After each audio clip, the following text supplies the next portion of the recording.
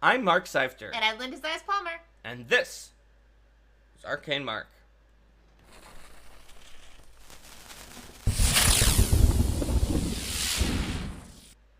Hello, everyone. And welcome to part 6 of our series on my Skull and Shackles campaign. To start off, let's do a quick recap of who the PCs are.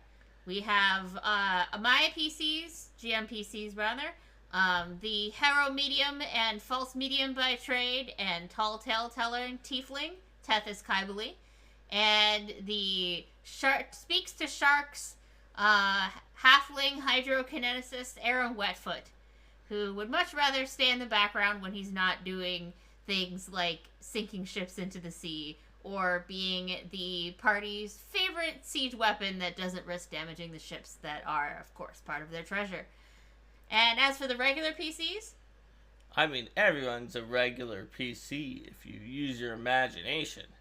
But we've got the brother and sister Hector and Rin Ilium.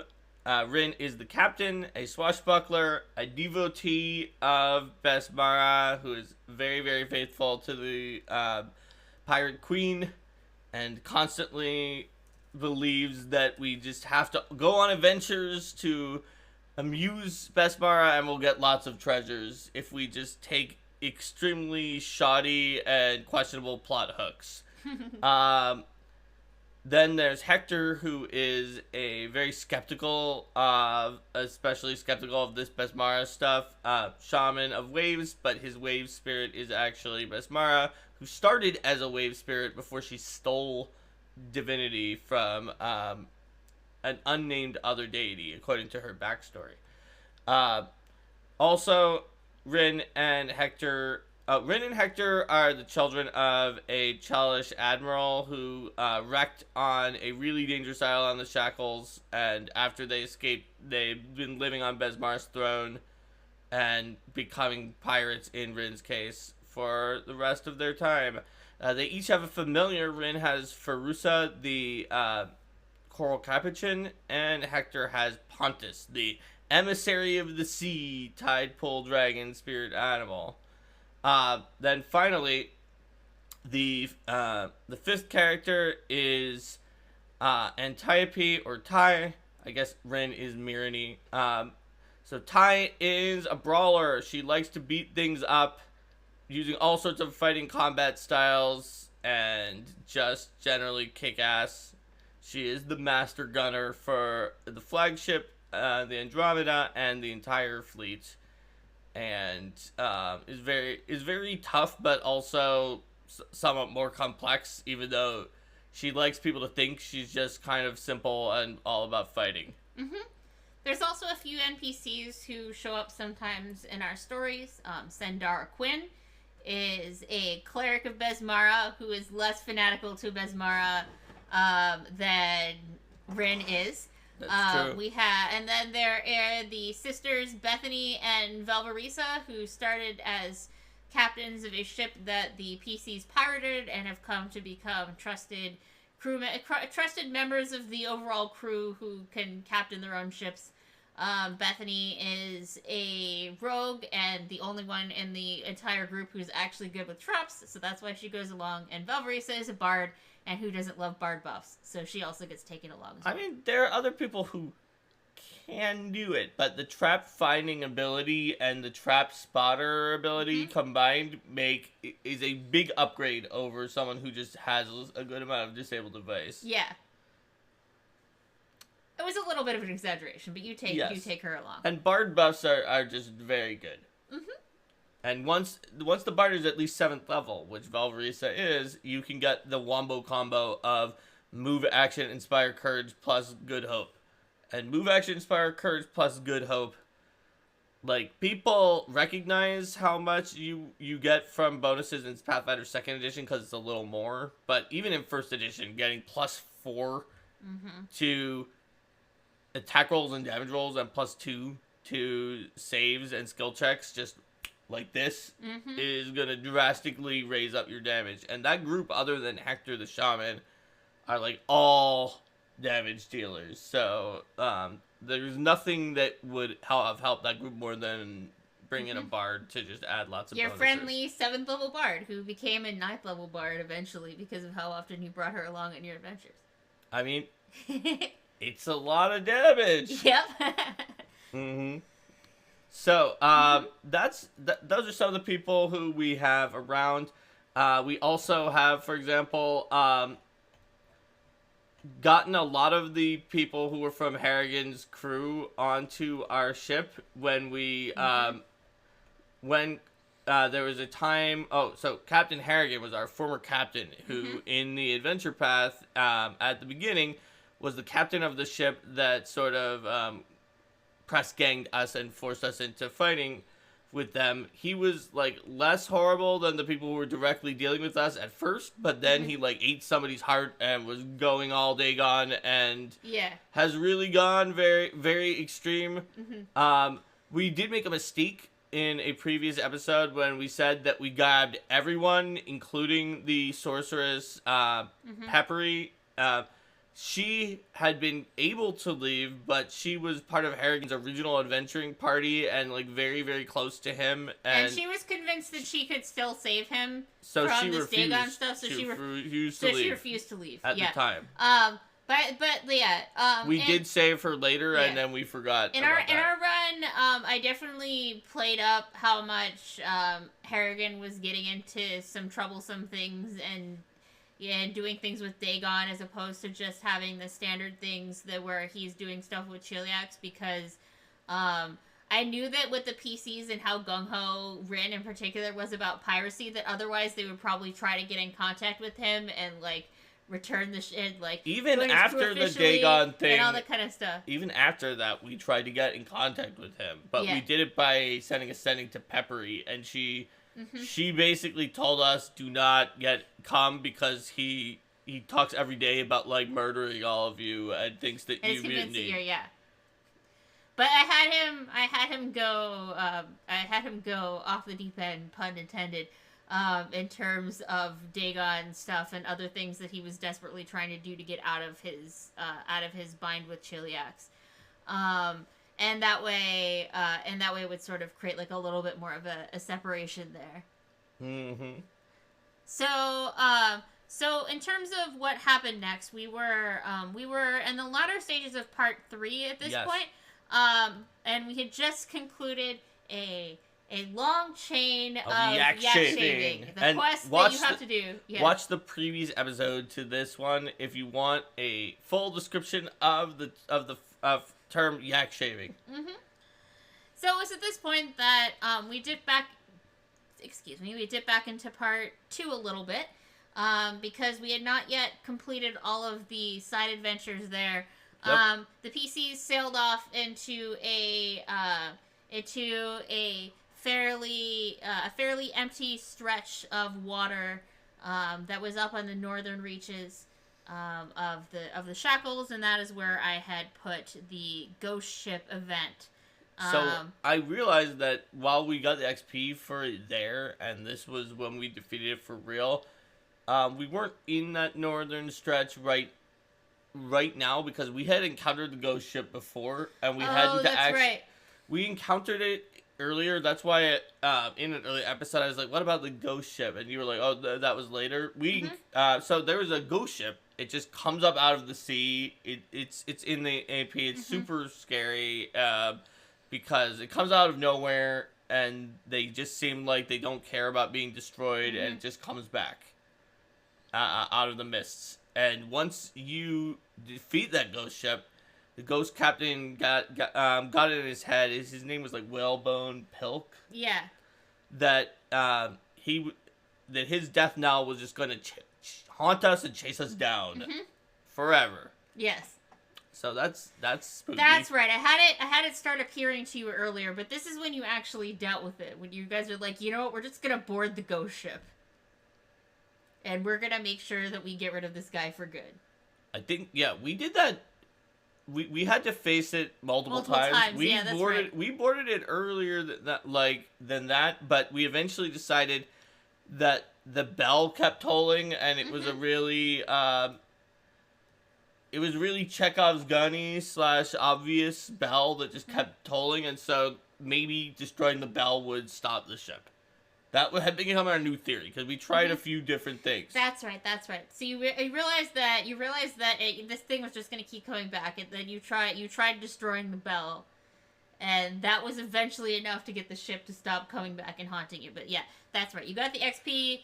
You got an additional XP at this point for stopping the ghost ship entirely. It was like a ghost captain and zombie crew. And we're lucky it wasn't the monster bone ship. If we learned anything from Kingmaker, where Linda changed like a plesiosaurus into 4 advanced hydrodamons with river Styxwater, it's that a ship with some zombies on it could be upgraded to a bone ship. Wait, what one was the bone ship? It was not a bone ship. It was not a bone ship, I know. Is it like level 15 or something? Bone ship is level 18. Okay. I was close. Yes, you were. It would be ridiculously too powerful for you guys at that level. Yes. So, but that wasn't enough haunted ships. So I also sent the honey snake after you, which is an old Aspis ship that appeared to be abandoned, and there were tales of ghastly spirits and unnatural creatures that haunted it.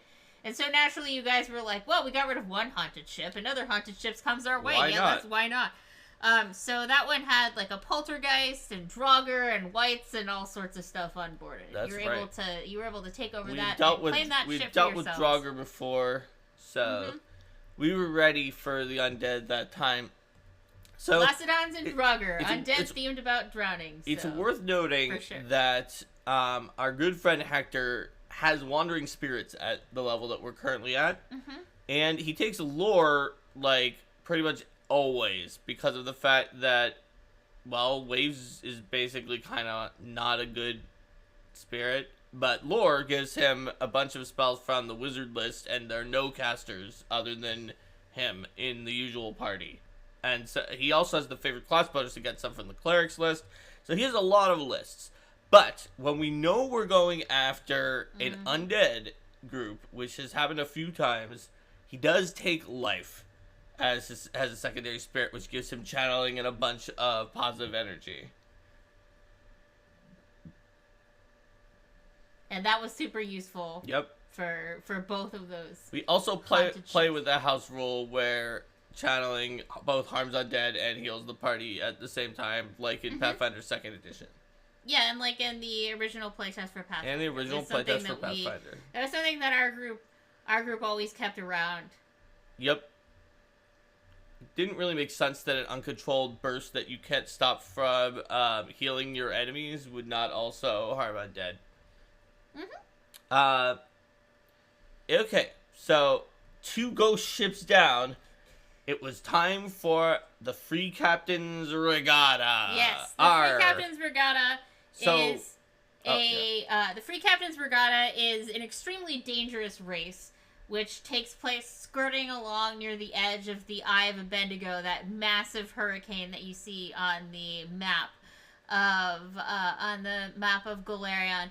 And the regatta is definitely one of those races where it's like, yeah, you know what? Like, maybe some of the ships and the crew aren't necessarily going to survive this race, but it's a chance for pirates to prove themselves and gain cachet and status. So the Free Captain's Regatta is an annual race, and the winner of this race becomes a pirate lord and gets their own island. So in a sort of story twist that is just so totally how things would work if you had real life players of a game, a very high level druid who can control the weather in such a way that nobody else can, who has done the race, just plays and wins every year over and over again, and so nobody becomes a pirate lord. Yes. However, he, the Master of Gales, decided this year that he's not going to play because people are tired of him winning every time. He's won 5 times in a row, and he's like, okay, fine, I'll just officiate this year, but maybe I'll throw on some extra challenges to make things interesting. Mm-hmm. Oh yeah, people were talking about some of their stuff. Like I was had a cleric of Besmara with the weather and water domains gave a bit of an advantage. We had a hydrokineticist that gave even more of an advantage. Oh my god, you guys were so cheap, but it was great. Oh, you had your stunt had their ninja hide wasp nests of swarming on enemy ships that used range attacks to trigger them when you tried to pass them. Oh, that's pretty nasty. Mm-hmm. Our crew actually tried to help save enemy ships that were getting screwed over when we could, but we were also just drastically ahead of so many other ships by a certain point that we could no longer encounter them with other than like the wormwood, which was doing some stuff to catch up, unless if we did encounter them, it would fall into that weird storytelling niche that you see in like Star Trek Voyager, where the ship is the fastest ship in the entire quadrant, and that's a plot point in Voyager, and they're going in one direction away, but they still have recurring characters who are known to be on a worse ship with a much worse warp drive. It's like, how did they meet this person again? This person could not possibly have caught up to them ever, but they did. So if we had encountered certain ships at a certain point because we were definitively faster than them and we were critically succeeding at challenges and using hydrokineticists, so like there was a point where we just cleared the other ships and totally. it was only us and the wormwood. But before we get to that, let's start talking about the setup and some of the things that were happening, because there were several different sections of the course, and each one had different challenges we had to overcome. With like, this one has rocks coming out, and you need to have a roll really high perception on your lookout. But just as a general sense for the rules of the race, like as you probably gathered from what we're talking about with the hydrokineticist and the druid winning every year. You're allowed to use basically whatever tactics you want. Like, using magic is not cheating. But, I mean, control weather isn't necessarily going to precise enough to help you. And, like, there are some issues with, okay, well, you're going to try to do this, but you're close enough to the Eye of Bendigo that's going to be more challenging and stuff like that. But, yeah, you were basically allowed to do whatever you want. And there are a lot of... And you can attack other ships. Yeah, you can attack other ships. As people were saying in the chat, and do whatever you want. So, you guys... so you guys started off in the... one of the first challenges that you guys dealt with was... the Silted Shrouds, which is an area of sandbars that is changing so rapidly because of the currents off of the Eye of Bendigo that there's no such thing as an accurate map, so you just have to kind of try to figure out how not to run aground as you're going through it. Also, with these Eye of Bendigo challenges and some of the stories that built up, we got the opportunity to reuse, like, Linda's streamlined and tweaked subsystem for everyone on the ship that has roles and does things that was used in the storm. Yes. And you need some number of successes at different places. So it was basically the same system, except the challenges were more extreme and the DCs were higher because it was the Eye of Bendigo storms and not just like a regular storm. And in some cases, only certain positions mattered. It's like, this time these people on the sail and the lookout are the only ones. Yeah, because it's like, well, you can't it's like you can't actually try to captain your way out of this. You just need to make sure the sails don't get ripped off the ship. And there were times where, like, you could be flung overboard and all sorts of other nasty things. Yeah, and you did have, like, some of your NPCs, like, NPCs fall overboard at one point, so it was like, NPCs got overboard, rescue them. Of course, again, with the hydrokinesis, it's just like, well, I'm just gonna raise the water level until they're above the ship, and then we'll reach over and craft them. But there's no reason not to have those challenges and let the PCs flex their skills. That's right. So once you guys had made it past the sandbars that were underwater, it was time to that was bad enough, but then was it the jagged raker shoals? Yeah, it was like, well, now the things that are rising up underwater are also going to rip the bottom off your boat. The low-lying coral reefs, the raker shoals. And there were a bunch of those, and for those, spotting them wasn't that hard. The tricky thing was veering and zigzagging around them. Yeah, most of them were visible. Yeah. And it was mostly zigzagging. It was all about steering, but then there were a few that were really well hidden. So if you thought it was only about steering and these are easy, you missed the one. One that was really hidden. We found the one that was really hidden, and we steered around it. And in one case, we almost messed up, but then the hydrokineticist just raised the water level so the whole ship bumped up and then went above that one. Hold on to your hats! And everyone's like, woof, because the whole ship, got boosted up. And once you guys got past the shoals, you ran, and that was one of the places where you did run into other ships that were having trouble, because that was earlier on in the race. We had not cleared the field yet, and the Raker Shoals. We didn't necessarily help people there. You can't really. Where we helped them was there were a few ships that we were running into after we cleared much of the field, and the wormwood was really screwing them over, and we sometimes helped them out. So the next thing after the Raker Shoals was Gosbra's Flow, which is extreme currents. That's right. That try to pull you way off course. And then you have to, because then you'd have to waste a lot of time. Yeah, you have to try to figure out the currents, which is very tricky, but we also continued to have a hydrokineticist, and very, very high perception and a wave shaman. So, that helped us figure out where the currents were going, sometimes manipulate the water flow to our advantage so that we could get into the correct currents. Speaking of having a wave shaman with a very friendly spirit animal companion / tide pool dragon. When you guys got to the next challenge, Iris' Splinters, you have to sort of thread this needle, but which is made harder by the fact that there is a giant dragon turtle, Hirgenzosk, who had decided to come out here and was potentially going to collapse ships that come through. But you guys, with your knowledge of piracy and sea creatures, recognize the great Hirgenzosk. We had heard about him before as a legend of the Shackles, and so he was a little bit behind us at that point, but he caught up pretty quickly.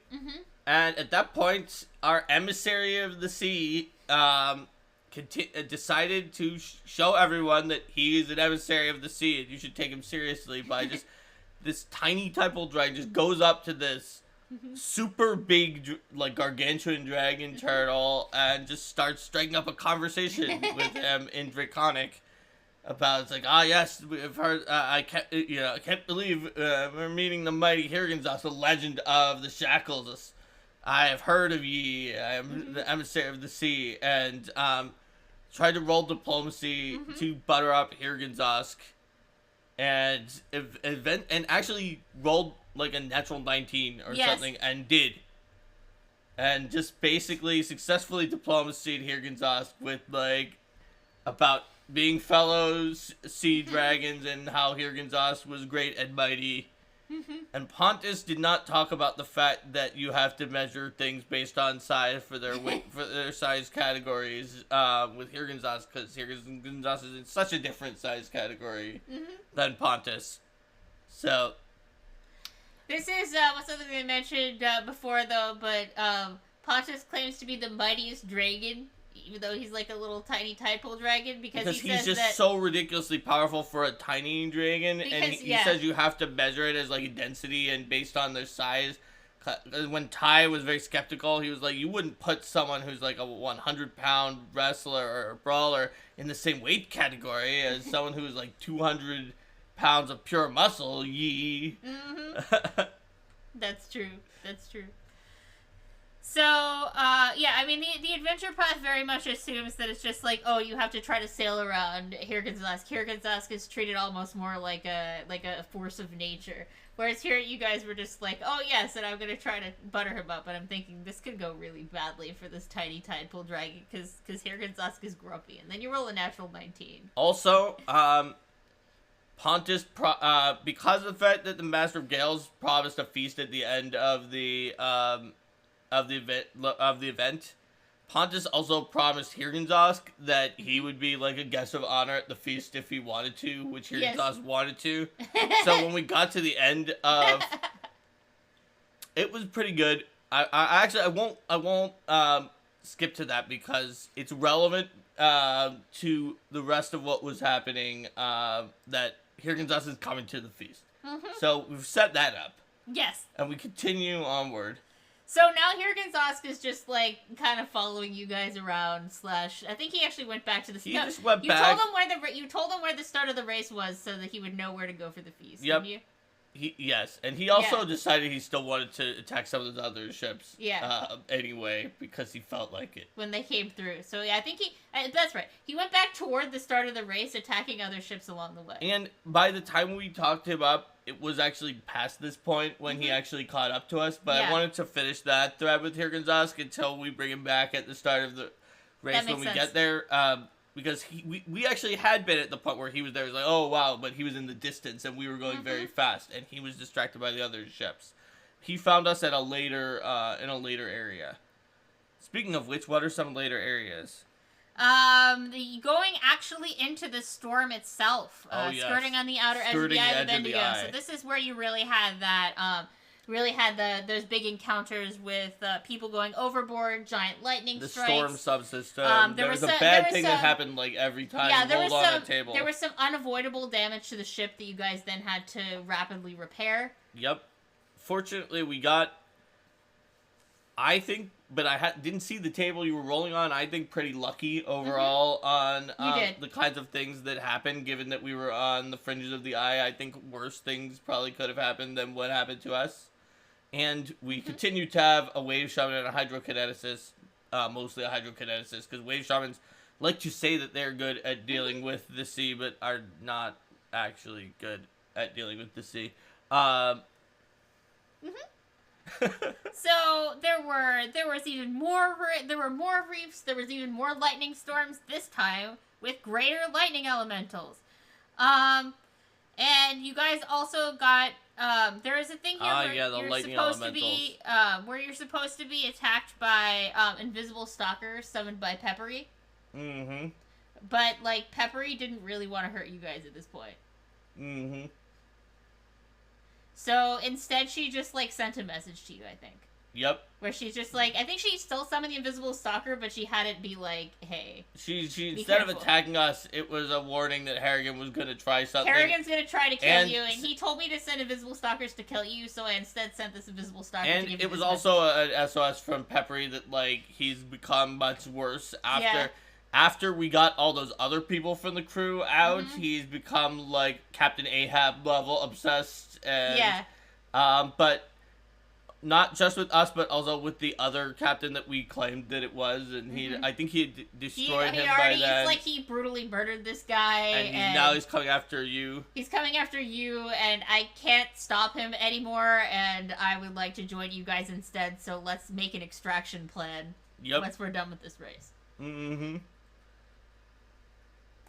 So they didn't have to fight the invisible stalkers, because they had made friends with Peppery. That's right.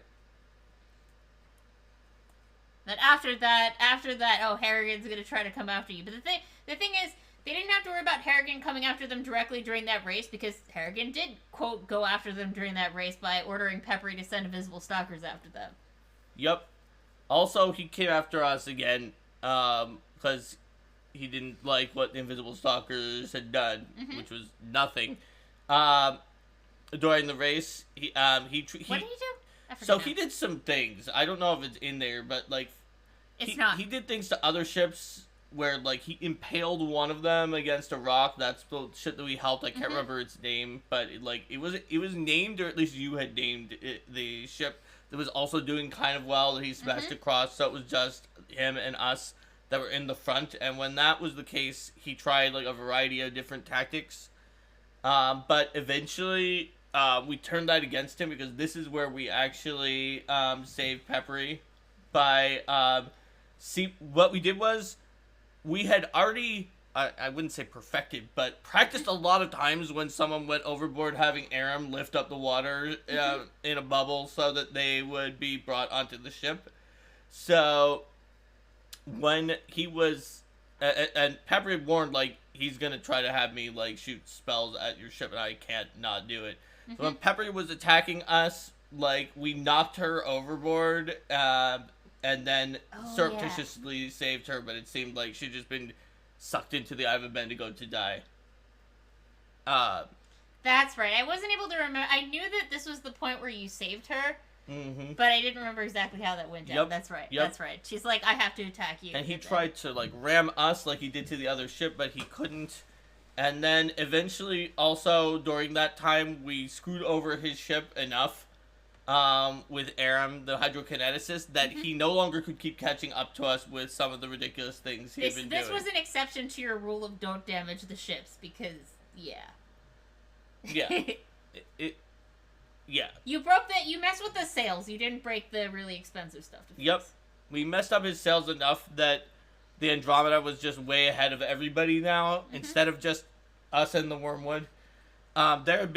He'd been doing certain other things when he saw that we had gotten too far ahead. I'm not sure that you said exactly how he did this. I think it was with magic. But his ship had been, like, rocketing over part of the course, like, through the air, possibly, like, blasting off cannons or magic or something like that. He had some magic. He had gotten some expensive scrolls that he was having Peppery UMD to do some cheap stuff. Because he also used that high level spell where you go under the water and then just come back up to just circumvent entire hazards by being under them. And then he would just come up and try to ambush us. That was a very expensive scroll. So, like, he really shelled out a lot to do well in this race, and if it wasn't for us, he definitely would have won with some of the things. I don't know if they were in the AP, but that he was doing in this version. I know that I certainly added some stuff that he was doing, because otherwise there wasn't really... If he didn't have more on his side, then you guys just would have completely crushed and not really gotten to see that interplay, as opposed to beating him in a more satisfying way. That's true. Also, Pontus, as much as everyone keeps making fun of him, did also manage to talk to the lightning elementals and have them talk to Aram, who was our lightning and water kineticist. Just like with the Commissant Weird. In fact, it's the same strategy. He used his conversation with the Commissant Weird as an in, because he had talked with him for a while after getting to stop messing up our ship and knew about lightning things, and also had them showed them that Aram was like a lightning kineticist who was friend of the lightning creatures, and in general got it to not attack us. It looks like Joe's ship got their butts kicked by the elementals. So see, Linda, Pontus was being helpful. Stunt says that wave shamans are shamans of people waving at each other. Common misunderstanding. Yeah, you know. Well, you know, that would have about as many abilities that made you good at being on the sea as the wave shaman does. Aww. Anyway, so that was sort of like the last big thing that you had to deal with, because at that point it was the battle with the Wormwood, and you crossed the finish line, winning by a considerable margin. Yes, we won by a considerable margin. And also, we could tell that Harrigan had brought a lot of firepower and scrolls and other things with him on the ship, and maybe was going to try to kill us. But he had a few problems. Problem number one, the Master of Gales is on this island officiating and is a pretty powerful druid. But, like, by this point, Harrigan was like a 16th or higher level abyssal blood rager, and like maybe could take the Master of Gales if he needed to. Problem number two is that Hirgenzos came up with us and was there. The legendary Hirgenzos was also there and was kind of looking at him, so he didn't make any trouble. Yeah. He wanted to get rid of you, but he decided that he would get rid of you at the high seas and not here. This was not a good place for him to do that. No, it was not. So the Master of Gales presented you with the broken silver-plated manacle, representing freedom from the constraints of any sort of law. And you guys, I had a big feast in you guys' honor, which Hirgenzos gladly attended. The Master of Gales wasn't exactly thrilled that you invited Hirgenzos from like a cost of festivities perspective, but he thought it was funny that you guys got Hirgenzos to come and that it made for a good tale, so he didn't complain about it. Yep. Also, like, he kind of mentioned it, and the PC's point was like, isn't it better to be on Hirgenzos' good side than giving him a feast than have him just sink your ship? Yeah. Also, Pontus is better at keeping in touch with other people than I actually am, and so he kept in touch with Hirgenzos using magic and would send him messages about some of his dragon-based adventures and other things. Yeah. And ask Hirgenzos what kind of cool ships that Hirgenzos had been wrecking recently. At some point, you guys did actually like go and get the treasure from one of Hirgenzos' wrecks. It's like, there was this one that had like a lot of a lot of shinies and gold and stuff in it. Maybe you want some of that. Yeah, it's like, but I couldn't find where it went. It's got to be somewhere nearby. Yeah, and we went and we got it, and Pontus brought some of the treasure to Hirgenzos for the tip. It's like, we found it. Here's some treasure. Yep. Friends with the legendary dragon turtle. That's right. He is, after all, the emissary of the sea. It's only natural. So indeed, for winning this contest, you were given an island, but they gave us the worst island. It would not be an adventure path if you got an island. It was like, and this island is a lush tropical paradise where nothing goes wrong ever. I mean, given that they had the Master of Gales just win it 5 years in a row, so they didn't have to give anyone an island, it makes sense that they gave a really bad island after someone actually won. Yep. I mean, eventually you're gonna run out of like good islands. In fact, eventually you run out of islands altogether. There can't be that many islands in the Shackles, or you wind up with like an island that's like a tiny little. This like smaller than an apartment. It's like, well, this is technically an island. Good job. This is your base. I mean, there's a fair number of long archipelagos that have some things that look really tiny on the map, but they're like decent size for if you just want to create a small settlement. The island of Ephias. Apparently Ivis was taught that why you don't split the party on this. I can see why, because there were encounters where even when we had the entire party, there was some trouble. This was the point in time when Ty had to go in. During this adventure, Ty had to go into an intense meditation where I went and looked at the list of all feats that existed to eventually find some weird feat from a player companion that was the right one for the situation. Because I already had mostly looked through martial flexibility for some good combos with Ty, and I had them figured out so I could quickly decide things, but there was at least one encounter on this island that I can think of that if we had split the party, we would have been in big trouble, and that we might have split the party. And where Ty, I was like, oh my gosh, people are going to possibly die in this. Ty is not well set up for it with any of the things I normally take. I'm going to read through all the feats, and I did find one. But it turned out that I couldn't take it because I needed 2 ranks in Knowledge of Religion. So when I leveled up the next time, which that encounter leveled us up, and we knew there were more of them, I took a 2nd rank in Knowledge of Religion. Just as there are as many islands as there need to be for the story. That's true. And also, if you look at the map of the Shackles, there are a lot that show up. But there could also be like a lot of smaller ones that you throw in for the story. That's true. And I've spent quite a bit of time with their Goblin Rogue's body suspended in a bag of holding. Hey, you know what? Mm-hmm. That is something you could do. So the general setup here is that it's basically the Pirate Council's like, here's an island. If you can make this place like actually habitable in 3 months, then you can have a seat on the Pirate Council. Otherwise, you suck. So no. Yep. Otherwise, even though you won the race, we're not going to give it to you anyway. Yep. Because they're pirates, they can be like, yeah, I'm just gonna. Here's the Pirate code is more of a more of a guideline. More of a guideline, exactly. So the Island of FBI's was a former Cyclops settlement. As you could tell from the fact that it has these creepy statues leering off cliffs that are what greets you when you first sail up to it.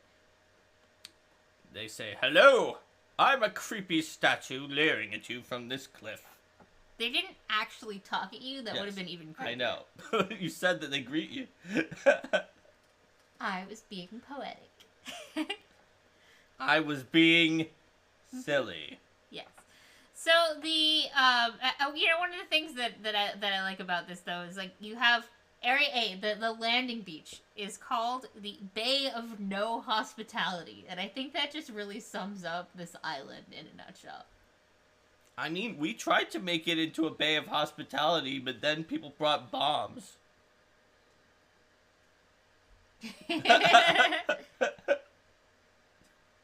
That was significantly later. That was significantly later. But this is a bay. This bay is inhabited by a giant spyglass octopus. Yep. So, I'm not remembering what you did with this particular giant sea creature. Was this one of the ones that you avoided and then left as a guardian, or was this one of the ones that you fought? we avoided it, and then eventually befriended it because it was an animal, so that it would help guard our bay. It was our secret weapon, and when people did bring bombs into this bay, they did not know that we had a giant spyglass octopus who was on our payroll, and by payroll I mean we fed it, and we could call up at the drop of a hat. Mm-hmm. So he was like, "Hey, I'm a halfling and I can swim in the water and put bombs here. I will get away from you." And then a giant octopus came. Actually, I think I need a little bit more time to review what happened when you guys were actually on the island here. Mm-hmm. So yeah, the island is this creepy place. It was built by Cyclops, and it has these like Cyclops harpy fiends that are. Another thing is that there are multiple places that you can go onto the island. The Bay of No Hospitality is like the obvious place, but we circled around the whole thing first because we maybe like have Rin may be very, very chaotic, but she's also thorough, and she's other than like being like very much gung ho, oh yes, Besmara, we'll do these missions. Like she's a pretty good leader usually ish. And so we went around and we mapped out every possible direction and all the different ways that you could approach the island. I think we found that there was a place in the back that you could go for a little bit. Wasn't there something where you could like climb up some cliffs? Yes, there were certain areas in the back. You have to take a smaller boat up to that to get to it, because the bay was the only place you could actually bring up a reasonably sized sailing vessel. And we knew the island was like supposedly haunted. Or maybe this was that area. Yeah, that one right there. So that was J. So we knew that the island was supposedly haunted because a previous. Oh yes, the mangrove. That was the mangrove swamp. A previous wizard pirate had gone there. And set up shop, and then something happened, and other people wanted to go and get his treasure, and it did not work, and so then people gave up on it. Yeah. And so we knew that the Bay of No Hospitality led towards that base that the wizard pirate had. That's right, the old abandoned Chellish fort. Yes. Which had previously been a Chellish fort before the wizard pirate, and we thought that would be super haunted and not a good place to go, and that Cyclops ruins, which we saw were like further up in the middle, would be possibly have Cyclops, Yes. and not be good to go. So we tried to go to everywhere else first. That was basically what, like, we mapped it out. We figured out which kinds of areas they were, and we had a strategy session where Yeah. everybody gave their That's ideas, and we decided the haunted place was really haunted, and that's where people tried to go, and it did not work, and it was bad for them. And the Cyclops are probably still in their Cyclops ruin, so let's skirt those both and do everything else. So there were all sorts of things, like, it's like, this isn't just a swamp, it's a swamp with giant anacondas. This isn't just a small side beach. It's a small side beach with giant swarms of crabs and huge shark-eating crabs. It's like everywhere you went, there was the deadly version of whatever could possibly be in that area. Yep. Fortunately, we knew about some of the animals from scouting it out, and this was the only time in the campaign, pretty much, that Hector didn't go lore or life. He went nature, and gained, like, animal friendship and talking abilities, so that he could, that's how he could talk to the octopus and some of these other animals, so that we could deal with / befriend them, and not have to fight all these animals. Yeah. I mean, there wasn't only animals that you ran into in some of these outlining areas. There were also some coconut bearing treants. That's true. The coconut treants were definitely not as friendly as normal treants. They were used to pirates just wanting to cut down their trees, and they were nearly hostile right away. Yeah. Or ish hostile, but we managed to, because Hector had taken nature to talk to the spyglass octopus. He was a nature shaman at the time that we talked to those coconut treants. So it was very, very useful and lucky. So he managed to show them that he was a traveling nature spirit shaman, and convince them that we were not going to cut down their trees like the other pirates, that we would respect their boundaries for the coconut trees. And you might think that a nature shaman would be a good person to talk to Faye, a Nereid. But looking at the art for the Nereid here, like, she looks very, very much like a Rusalka, in that she has, like, super long black hair and, like, the white eyes and stuff like that. And Hector had a lot of trauma from his experience on Hasmene's grotto with the Rusalka Blue Hasmene. So he was having some serious flashbacks. Hector has problems with like, attractive women who don't look like they're a fae, who's very similar to a Rusalka. With long black hair and white eyes. Yeah, he had serious... I feel like that this Nereid also, like, did some kind of, had some kind of effect on her that yeah, she had, like, some kind of... That if you look at her, that something happens, and Hector didn't have to do that, because he was actually not just averting his gaze, but not looking at her already. Yes. Where she was, like, she's entrancing in some way, but, nonetheless, the party definitely was able to be very diplomatic with the Nereid.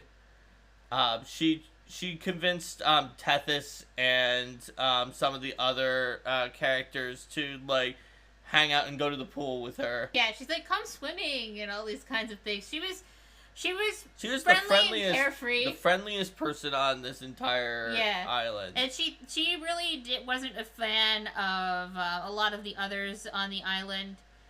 She was just kind of curious, wanted to know about their stories and songs and customs and. So she was the one friendly NPC on this island, pretty much. Yep.